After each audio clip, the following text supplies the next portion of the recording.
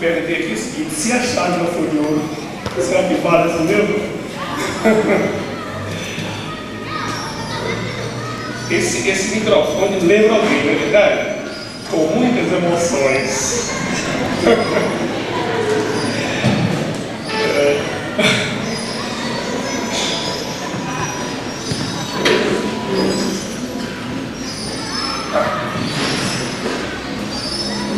Meus amigos, o tema é muito oportuno e é palpitante. Brasil, coração do mundo, pátria do Evangelho. Nós vamos procurar desenvolver o assunto sem ficar muito preocupados com o tema propriamente, sem ficar preocupados em manter, digamos, uma certa rigidez, que às vezes o orador se preocupa tanto com o tema estabelecido que ele entra numa espécie de corredor e não abre a intuição para o que o próprio ambiente muitas vezes pede, não é isso? Mas o centro das nossas ideias, da nossa exposição, é exatamente este que está estabelecido: Brasil, coração do mundo, pátria do Evangelho. Primeiro vamos colocar o seguinte: hoje a situação está muito difícil em toda parte do mundo e também no Brasil. Existem crises generalizadas, como se o mal andasse solto por toda parte. Nunca se viu tanta corrupção, tantos acidentes urbanos, tanta violência, tanto tráfico de droga, enfim, nunca se viu tanta maldade, inclusive aqui no Brasil. Diante desse quadro, será que podemos afirmar que o Brasil é a pátria do Evangelho? Nós entendemos a coisa da seguinte forma: o Brasil tem potencial, continua tendo todo um potencial para ser de fato a pátria do Evangelho. Então, se a gente observar hoje superficialmente o que se passa no mundo e aqui em nossa pátria, nós vamos ficar muito decepcionados, até mesmo, principalmente com os nossos governantes, e chegar a uma conclusão contrária. A gente não vai concordar com Humberto de Campos quando escreveu que o Brasil é a pátria do Evangelho. Mas se essa nossa observação é mais profunda, é um estudo mais meticuloso, mais desapaixonado, nós vamos chegar à conclusão de que não existe lugar nenhum no mundo que possa ser comparado ao Brasil, especialmente no que diz respeito à realidade espiritual. Um exemplo que nos ocorre nesse momento: há coisa de uns 3, 4 anos, eu estava viajando para a Europa, e bem no aeroporto, na alfândega, conversando com um policial, Polícia Federal de lá, que está ali conferindo os passaportes, eu fiz uma pergunta interessante. Eu disse: você está aqui diariamente, nesse grande aeroporto, em contato com gente de toda parte do planeta. Me diga uma coisa: qual é o povo que você acha mais interessante e mais simpático? Aí ele deu uma gargalhada, olhou para o companheiro e disse: você sabe muito bem, vocês brasileiros são demais. Usou até uma expressão nossa, da nossa gíria: vocês brasileiros são demais. Então eu saí com a seguinte impressão: aquele homem, aquele funcionário que estava ali na alfândega, agiu como se fosse um juiz, né? Neutro. Ele está, de fato, diariamente em contato com passageiros da Alemanha, de Portugal, da França, da Índia, dos Estados Unidos, da Argentina, do Brasil. E, portanto, ele pode perfeitamente comparar as personalidades, a maneira de ser dos passageiros. E chegou naturalmente à conclusão de que o biótipo brasileiro é o mais simpático, ou seja, o mais extrovertido, o mais alegre, o mais simples, o mais fraterno. E isso realmente existe. Em meio a tudo que está acontecendo de negativo, nesse momento apocalíptico, conforme todos sabemos, mesmo assim, em meio a toda essa sombra, ou a essa tempestade que está aí, varrendo o sentimento da humanidade, nós ainda podemos manter a certeza de que o Brasil é o país mais rico, espiritualmente, o país mais rico do mundo. Claro que em termos econômicos, os Estados Unidos, digamos, é o dono do dólar. O Japão também está avançadíssimo na tecnologia, faturando muito alto. Então, duas grandes potências econômicas bem além do Brasil. Mas a nossa riqueza, como dizem os espíritos, ainda está guardada nas florestas, na capacidade criativa do povo e no subsolo. Quer dizer, existe uma riqueza material, mas também existe uma riqueza intelectual e sentimental. Por interessante que pareça, até mesmo cientistas da área da psicologia, da sociologia, da antropologia, já chegaram à conclusão de que um novo homem já surgiu, o homem que vai reger os destinos da nova civilização do terceiro milênio. E esses cientistas, que não são brasileiros, concluem que esse novo homem que já existe está aqui no Brasil, representando uma síntese de raças, representando um potencial de inteligência e sentimento. Por que o Brasil é considerado um país tão rico em, digamos, arte, em variedade cultural? É o país mais cosmopolita do mundo. Se você chega, por exemplo, num país como Itália, você gosta muito porque o país é bonito, é aconchegante, é agradável. A música italiana toca muito os nossos sentimentos, mas a atitude dos italianos nas suas casas, na rua, nas lojas, é muito diferente. A atitude ou a personalidade é muito diferente da performance, da maneira de ser do brasileiro. Lá, digamos, no seu cotidiano, os brasileiros não são recebidos.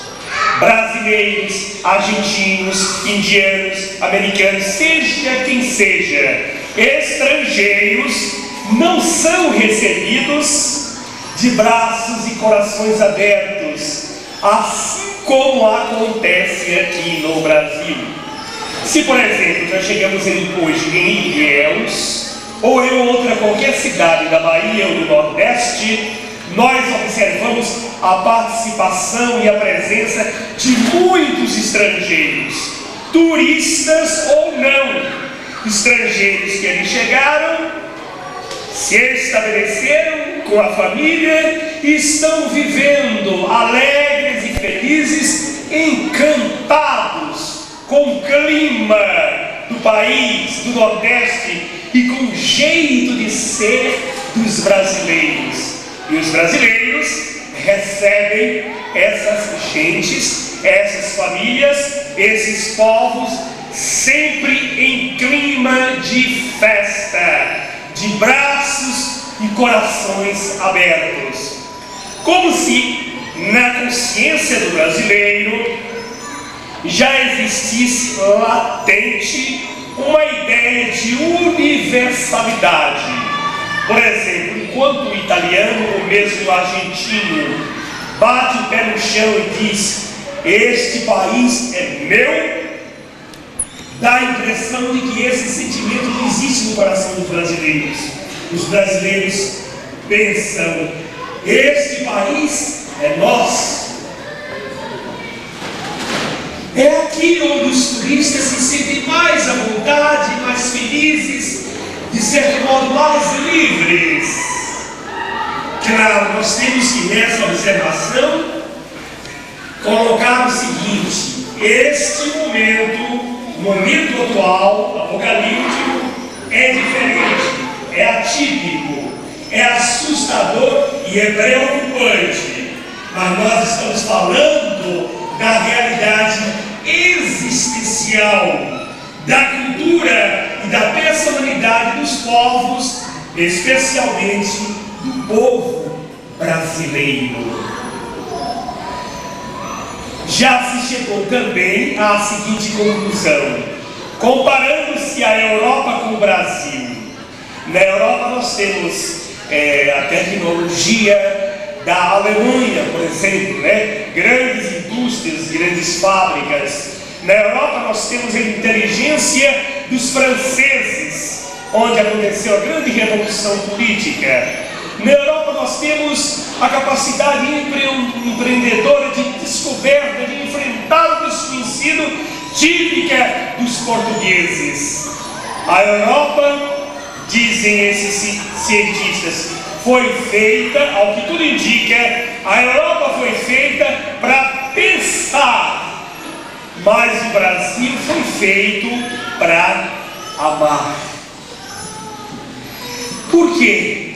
Porque aqui nós temos o que noutros povos, noutros rincões, não se verifica normalmente. Nós temos um potencial de sensibilidade incrível.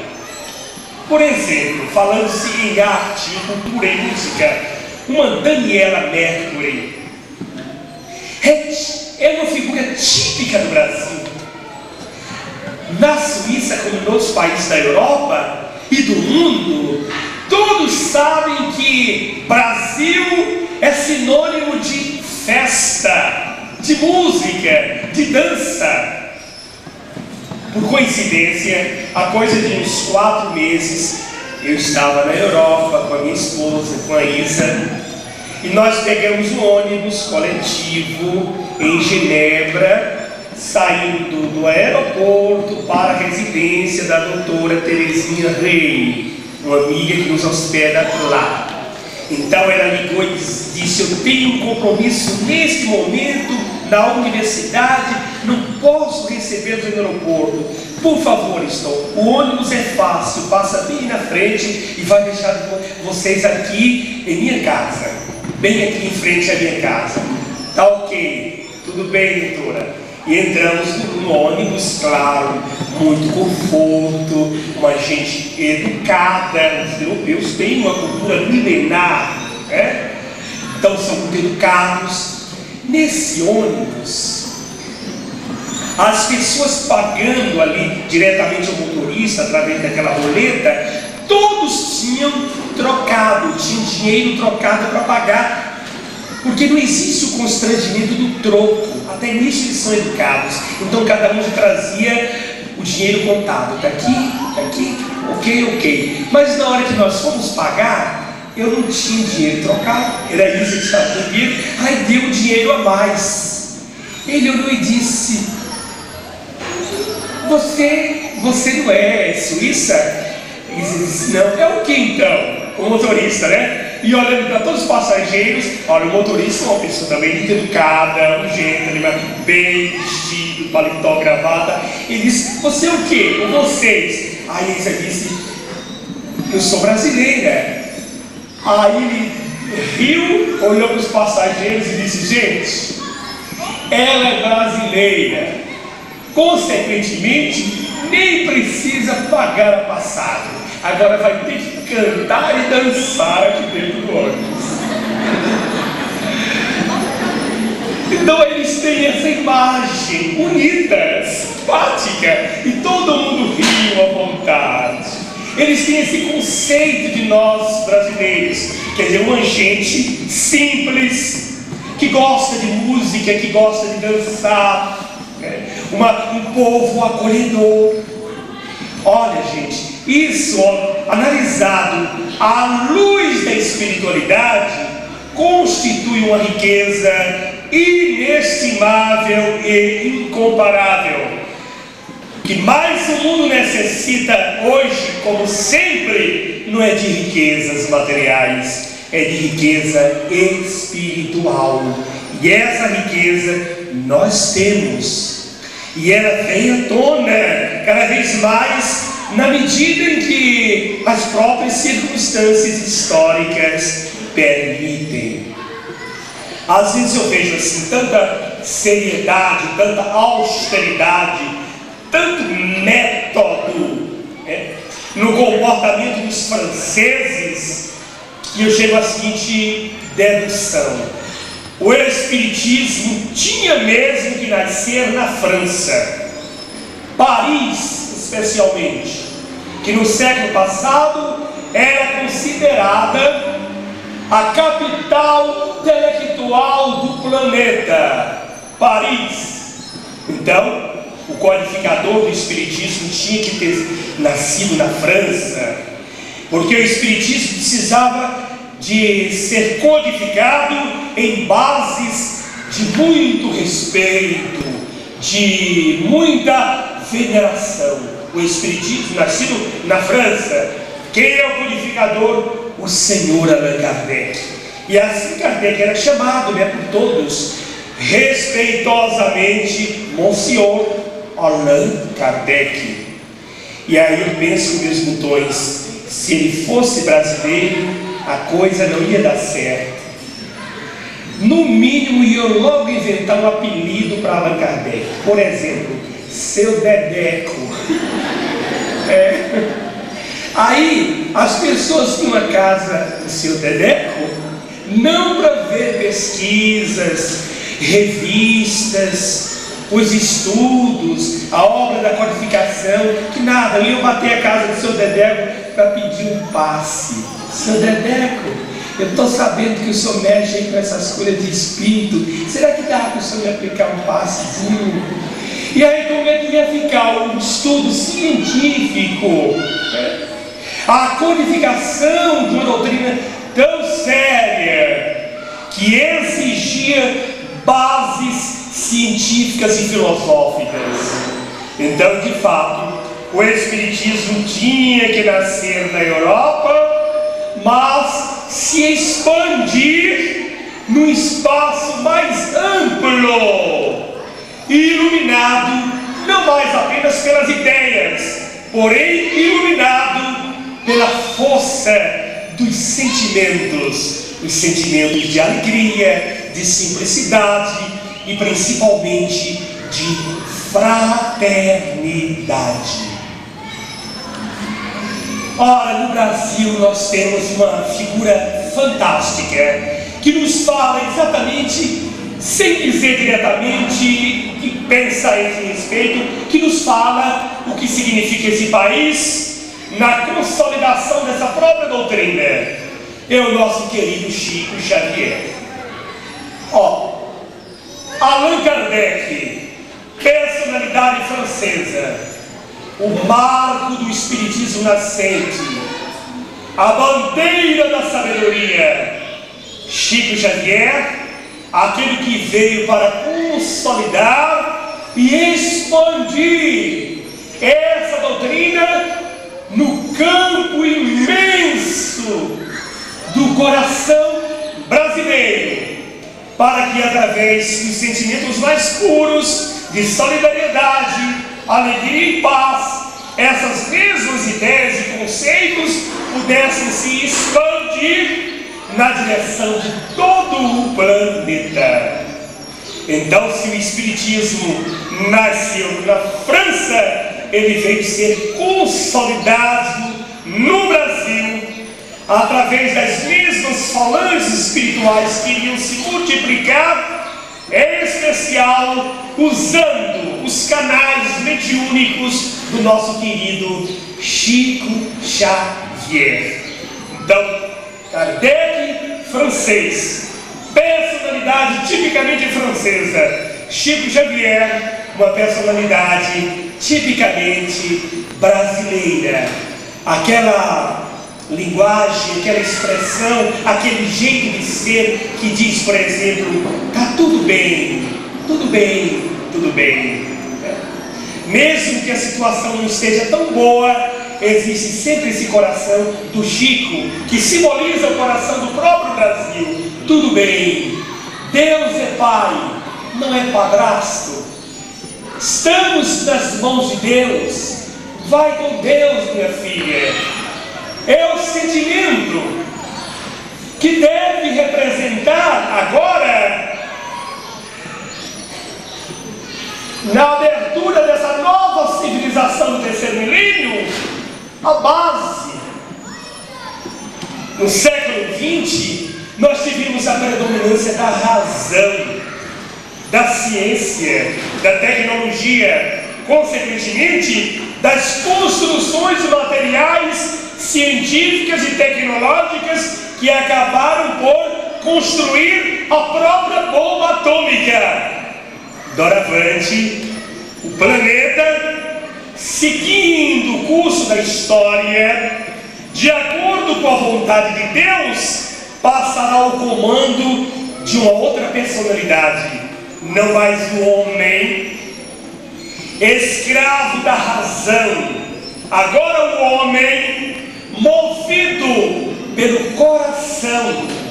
Esse homem coração é aquele que mais frequentemente nós encontramos no solo abençoado, no coração do mundo, futura pátria do Evangelho.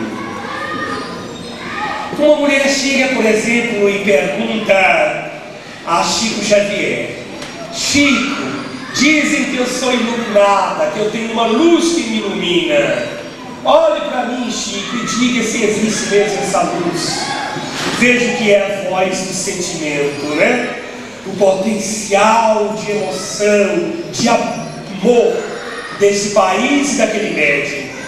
Eu estava presente naquele momento, naquela circunstância, e a mulher disse: olhe para mim, Chico, confirme. E existiam muitas pessoas da cidade daquela senhora. Ela era meio ou muito desequilibrada, uma média assim meio empolgada, digamos. Chico, com a sua vivência, observe, veja se eu tenho luz que me ilumina. O Chico não podia desmentir aquela pobre criatura. Eu pensei comigo, mas também não devia confirmar, ou seja, afirmar uma coisa que não existia. O Chico olhou assim e disse: que beleza, minha irmã, que luz maravilhosa está lhe iluminando. Eu fico muito feliz. O Chico foi saindo e ela, vocês ouviram? Chico confirmou que uma luz me ilumina. Ai, meu Deus, eu queria mesmo essa confirmação. Vou continuar o meu trabalho. Que beleza saber disso. Lá na outra sala, as pessoas se cercaram de Chico e o homem assim mais cuidadoso disse: Chico, você viu mesmo alguma luz iluminando aquela criatura? Me pareceu uma pessoa tão perturbada. Aí o Chico disse: eu vi e continuo vendo. Olha lá, ó, ela falou e ainda continua embaixo de uma lâmpada fluorescente. Era uma lâmpada fluorescente.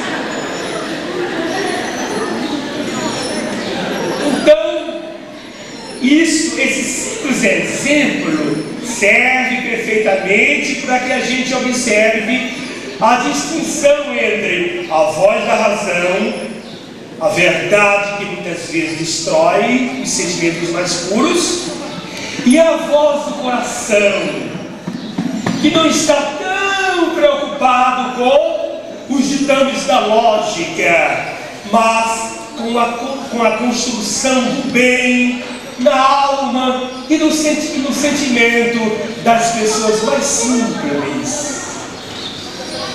O Brasil foi feito para amar.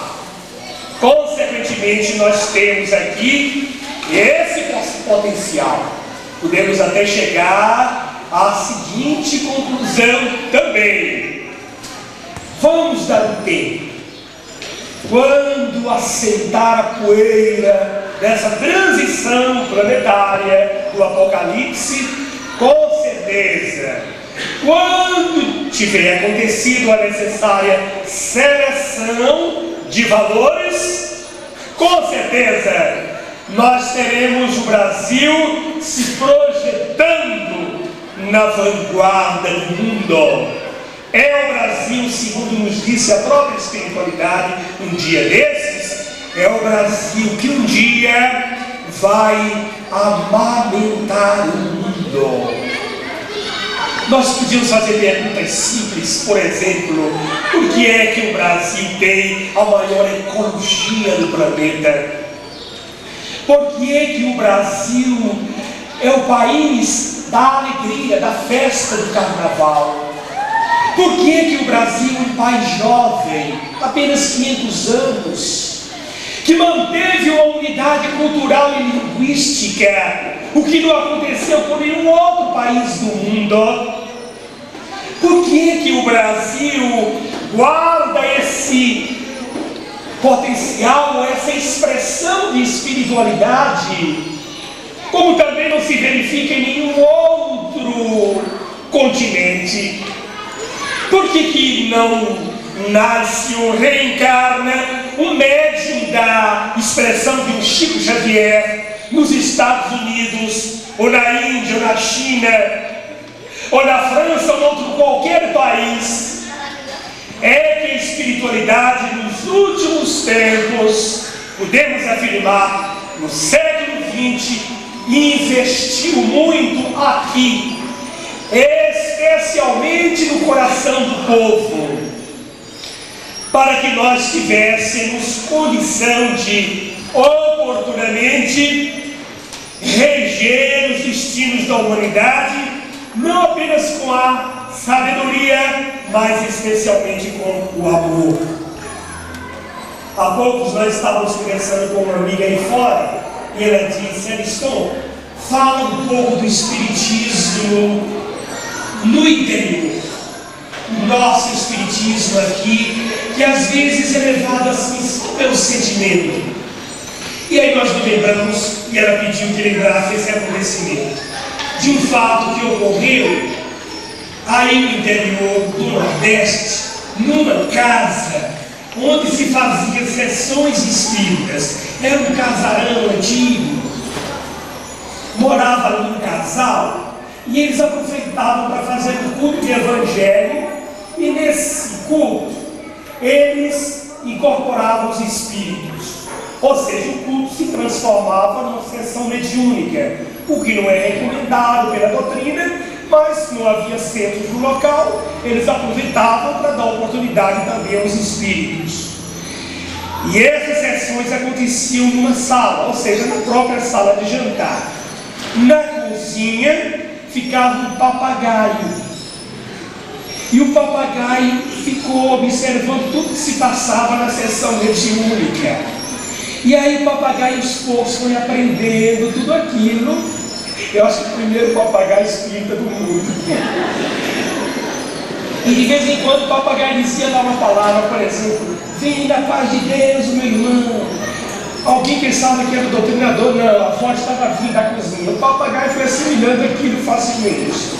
Um dia, gente, ou melhor, uma noite, quando tudo ia mais ou menos bem, aí houve uma discussão entre um espírito e o doutrinador. O espírito, muito grosseiro, começou a dizer coisas que não devia. O doutrinador, despreparado, foi dando respostas também grosseiras. Aí o que aconteceu? O obsessor levantou-se no corpo do médium, pegou a cadeira e jogou contra o doutrinador. Só que o homem se defendeu facilmente, e a cadeira foi na direção do papagaio. O papagaio também é muito esperto. Quando viu aquela coisa se aproximando, deu um pulo, a cadeira se despedaçou do chão.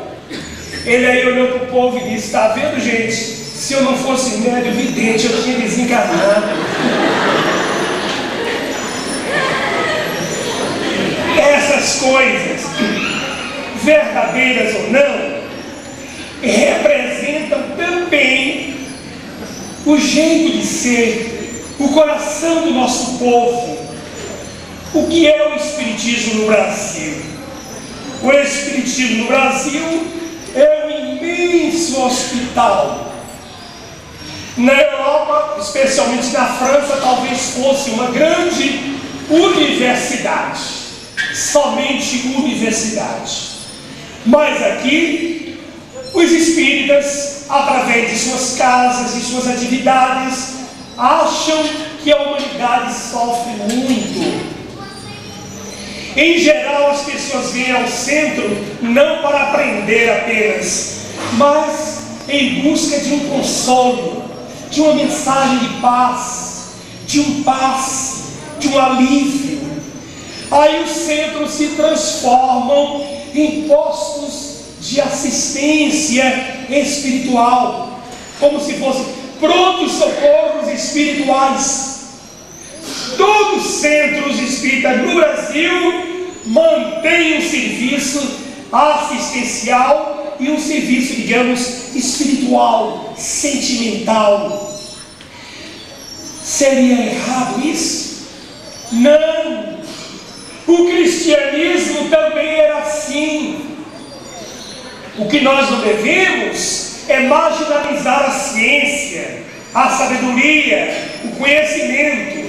Mas os sentimentos de amor ao próximo têm que aflorar cada vez mais. O Espiritismo não veio para os cultos exclusivamente, os cientistas. O Espiritismo nasceu para todos, assim como a luz do sol. Todos têm necessidade e direito. Portanto, aqui no Brasil nós temos tudo a ver com essa síntese, com essa mensagem de renovação para as consciências e para os corações. E aí nós começamos a verificar que aqui no Brasil existem milhares e milhares de instituições e centros espíritas, as mais diversas.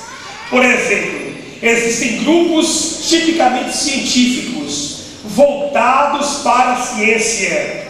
Existem grupos tipicamente religiosos, comprometidos com o sofrimento das pessoas, das famílias e com as necessidades do pobre. Então há uma variedade fantástica, 1001 opções. Uma vez fazíamos uma palestra lá em São Luís, do Maranhão, e aí na palestra eu falei ligeiramente sobre karma, que é uma palavra sânscrita, como se sabe, que significa a lei do retorno, né? Causa e efeito, karma. No final, depois da palestra, um senhor veio cumprimentar, uma pessoa muito simples do campo, né? Veio me cumprimentar e disse: gostei muito de sua palestra, principalmente quando o irmão falou de karma. Aí eu achei aquilo curioso. Por quê? Ele disse: porque eu tive um problema desse na minha família, meu irmão. Como assim? Ele disse: foi um primo meu aqui em São Luís do Maranhão, que uma vez ele não teve karma para esperar o carro passar e morreu atropelado. E segundo ele, foi o que mais entendeu na palestra. É que interessante. Lá também no Nordeste, uma vez aconteceu um fato interessante, segundo nos contaram, em Recife. Olha só, numa sessão mediúnica, manifesta-se um espírito, e esse espírito demonstrou através de sua atitude que a coisa não muda assim, substancialmente com a morte, não. Nós continuamos sendo nós mesmos, apenas mudamos de roupa. Então o espírito se manifestou numa sessão, e o doutrinador se aproximou e fez uma pergunta que também não se deve fazer.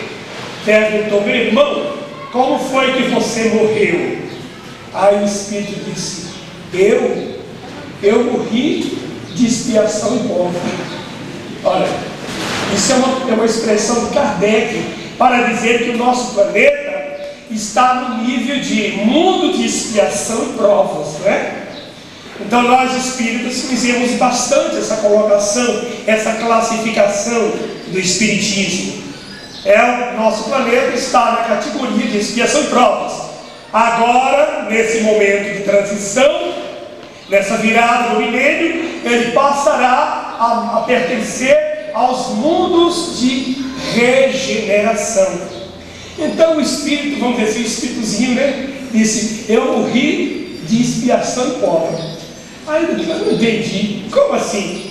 Não é assim que vocês falam sempre? Eu já estou frequentando aqui há algum tempo. Eu morri de expiação e prova. Não, explique melhor, meu irmão. Aí disse: olha, eu vivia aqui mesmo, na cidade mais próxima, me deu nome.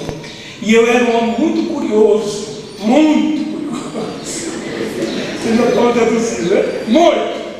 E meu vizinho era um homem muito mau. Ai, ele gostava de festa. Um dia eu estava no meu quintal e comecei a ouvir, a escutar a folia, o barulho no quintal dele. O que é que eu fiz? Ai, Jesus, eu não posso nem lembrar disso espírito. O homem gostava de espingarda. Olha, eu subi numa escada para espiar o que estava acontecendo. Ele pegou a espingarda de pova e paf, me matou. Por isso eu morri de expiação e prova. Vocês podem pensar o seguinte: será que isso aconteceu mesmo? Olha, se aconteceu ou não aconteceu, nós não estávamos presentes. Mas é possível. É possível, porque a vida continua. Isso é título de um dos livros de André Luiz. A vida continua. E os espíritos, ou seja, as pessoas que vivem do outro lado, elas não são melhores nem piores simplesmente por estar sendo espíritos. Nós desencarnamos e passamos para o outro lado, simplesmente, como diz o Falabella, nós passamos a viver no segundo andar, ou seja, no plano espiritual, tendo levado toda a nossa bagagem naturalmente. Lá em Sobradinho, uma vez, nós sentimos falta de um pessoal, uma família que há muito tempo não ia ao centro. Sumiu. Estavam sempre ali, ele e ela, principalmente o casal, sempre nas nossas reuniões. Depois de um longo tempo, eu e mais um amigo resolvemos fazer uma visita àquela família, um barraco meio distante. Eu cheguei lá e disse: Dona Maria, como é que vai? Tanto tempo que vocês sumiram. Aí ela disse: eu vou bem, meu irmão. Não vou melhor por causa do que aconteceu com o Joaquim, meu marido. Aí ele disse: o que foi que aconteceu? Ela disse: pois é, o irmão não ficou sabendo não, né? Joaquim desensossou. Aquilo me deu uma confusão. Que palavra é essa que eu nunca escutei, dona Maria? Ela disse: não é assim que vocês falam no centro? O pobrezinho desensossou. Eu disse: ah, entendi, ele desencarnou. Ela disse: não, senhor. Hoje em dia, quem desencarna é rico. O pobre, quando morreu, estava tão magro, coitadinho, que só tinha osso. Olha a explicação, lógica, né? Só tinha osso, então ele desensossou mesmo. Tá bom. conversamos um pouco mais. Aí no final, gente, eu me lembrei que ela tinha um gato muito bonito, um gato angorá. Para que eu fui fazer a pergunta? Eu disse, Dona Maria, e aquele gato lindo que a senhora tinha? Ela disse, pois é, desengatou. Ó, a doutrina é de Kardec, mas a linguagem é dela. Ela inventou aquelas palavras e pronto.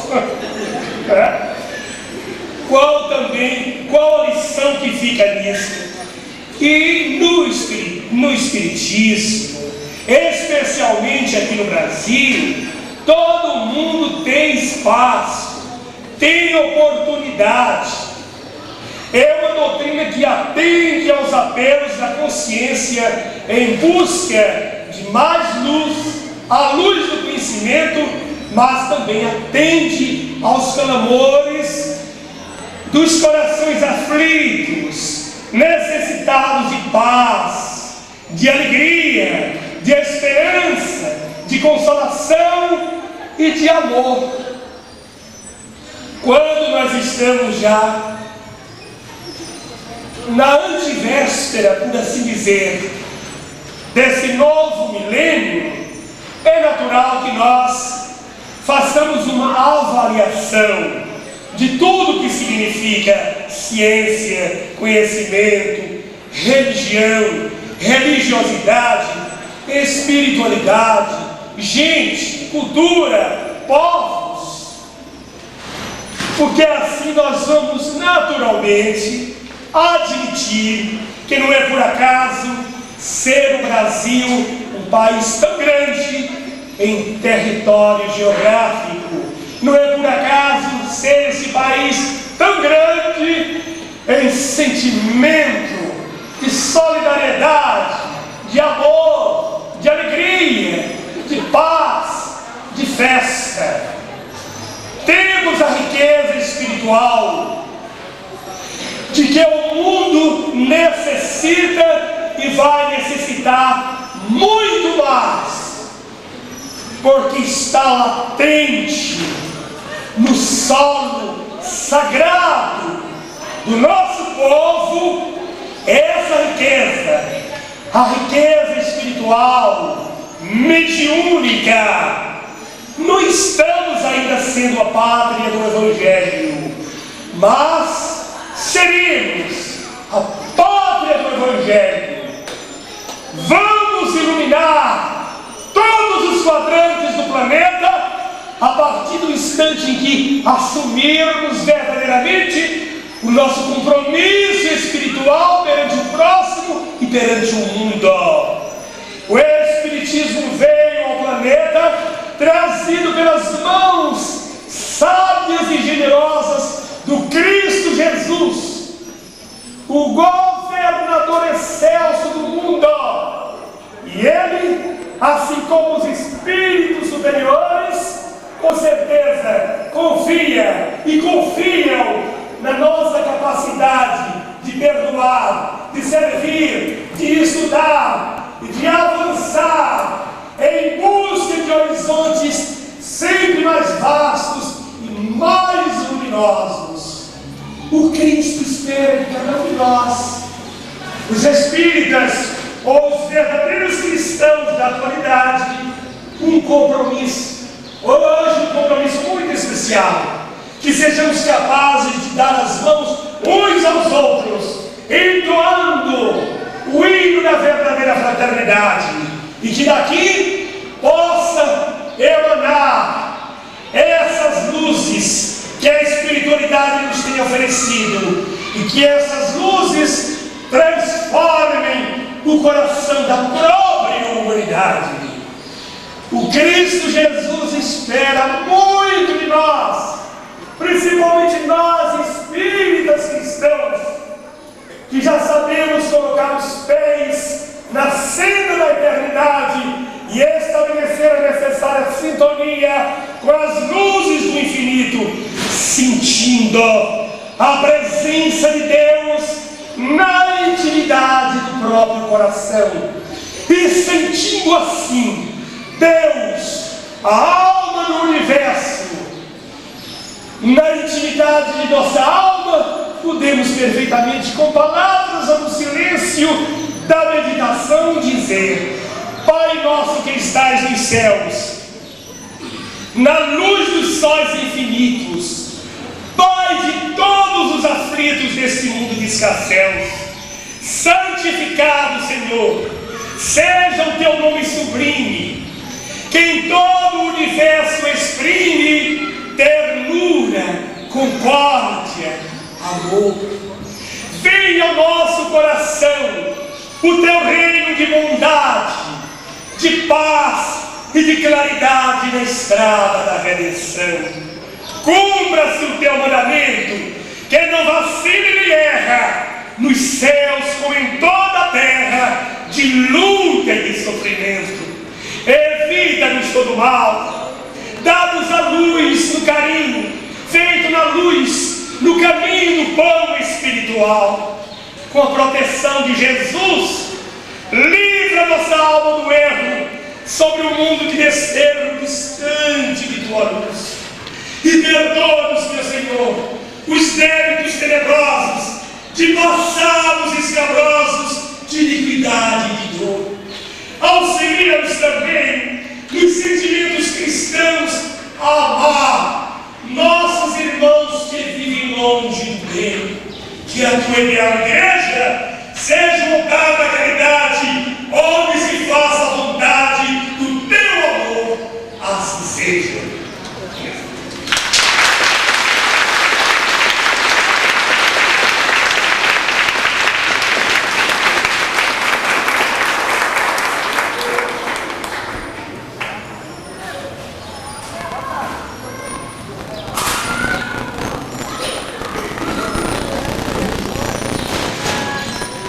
Convidamos o presidente do Centro Espírita Allan Kardec, senhor Luiz Camarão, para proceder ao encerramento do 4º Encontro Espírita de Valparaíso de 1999.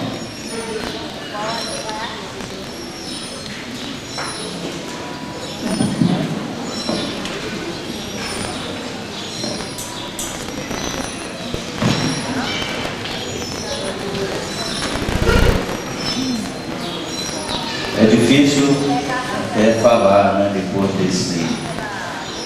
desse envolvimento espiritual que sentimos, e só nos resta então agradecer por essa festa maravilhosa de luz. Primeiramente a espiritualidade que oportunizou esse nosso encontro e que nos assistiu durante todo o desenvolvimento do nosso 4º Encontro Espírita de Valparaíso. Nós queremos agradecer também aos artistas que aqui estiveram, né, nos presenteando com a arte espírita, ao nosso irmão Antônio Sérgio, ao nosso irmão Rocha, com a poesia, ao Grupo Esperança, que fizeram a nossa festa de arte. Queremos agradecer aos jornais Metropolitano e ao Correio Brasiliense, que nos ajudaram na divulgação do evento. A equipe do CEBAN, representada aqui pelo Ari e pelo nosso professor Antônio Bitts. Muito obrigado pelo apoio que tem nos dado sempre nas nossas realizações. Queremos agradecer a participação de todas as casas espíritas que nos prestigiaram e vieram participar conosco dessa festa. Ao Sani, ali na filmagem, né, está documentando o nosso evento, ou seja, passando para a história do Espiritismo de Valparaíso, esse nosso evento. E finalmente, a equipe do próprio Centro Espírita Allan Kardec, que apesar de um pequeno número de trabalhadores materiais, se desdobrou, né? E com a ajuda dos nossos mentores, conseguimos o nosso intento, permitindo a espiritualidade que tudo transcorresse na paz do nosso Senhor Jesus Cristo. Para encerrar então, após esses agradecimentos, nós vamos pedir, solicitar ao nosso irmão Rui Meirelles, do Centro Espírita Paz, Amor e Caridade, e o nosso coordenador aqui do 10º Conselho Espírita Regional, da qual o Centro Espírita Allan Kardec faz parte, para que nos conduza na prece de encerramento.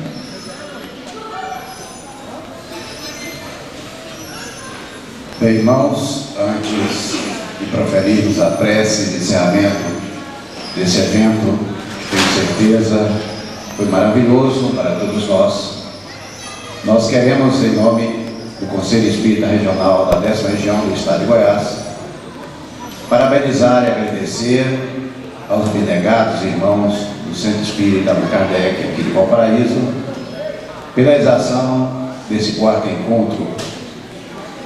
Dizer da importância desses eventos, porque além não só de divulgar a doutrina espírita, temos a oportunidade de sermos lembrados e relembrados dos nossos grandes deveres para com essa mesma doutrina. E eu gostaria, para inclusive dizer, já depois de tantos brilhantes depoimentos aqui e exposições, da importância do Brasil nesse contexto, que inclusive a Ariston nos colocou muito bem, por ocasião do 2º Congresso Espírita Mundial, realizado em Lisboa, nós tivemos a oportunidade de assistir a uma exposição de um irmão nosso português, presidente de um centro espírita lá em Lisboa.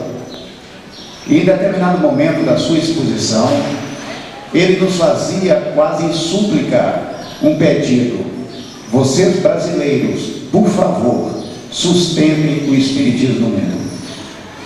Dizia ele da importância assumida pelo Brasil nesse contexto mundial do espiritismo.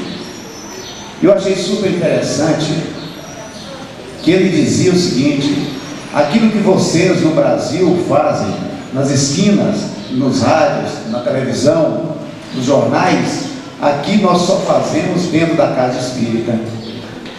Ele falava para nós assim: nós começamos um trabalho de divulgação do espiritismo aqui em Lisboa, através de mensagens distribuídas nas reuniões públicas do Centro Espírita. Então, vejam, está aí retratada nas palavras do nosso irmão português essa importância, entre aspas, do Brasil nesse contexto mundial. E hoje nós podemos aqui presenciar, não é, essas confirmações através das várias exposições do painel e da exposição do nosso irmão Ariston. Então vamos nesse momento, irmãos, fechar os nossos corações para que possamos abrir o nosso entendimento. Vamos serenar as nossas mentes. Vamos refletir por esses instantes sobre tudo aquilo que aqui foi dito e mais uma vez agradecer ao Mestre Jesus pela oportunidade do estudo e do aprendizado da tarde de hoje. Agradecer ao Mestre pelos conhecimentos que adquirimos, pela consciência já desperta, do nosso trabalho que devemos desenvolver na seara bendita por Cristo. Agradecer ao Mestre por essa doutrina que tem nos ensinado tanto. Agradecer a Jesus por tantas casas espíritas, por tantos irmãos, de mãos dadas nesse trabalho que conduz seguramente o homem à felicidade. Agradecer a Jesus por esse evento, por mais essa oportunidade, e que nós todos, irmãos, com as bênçãos do Mestre Jesus, possamos estar de mãos dadas no trabalho da edificação, da paz e da felicidade no mundo, e que assim seja.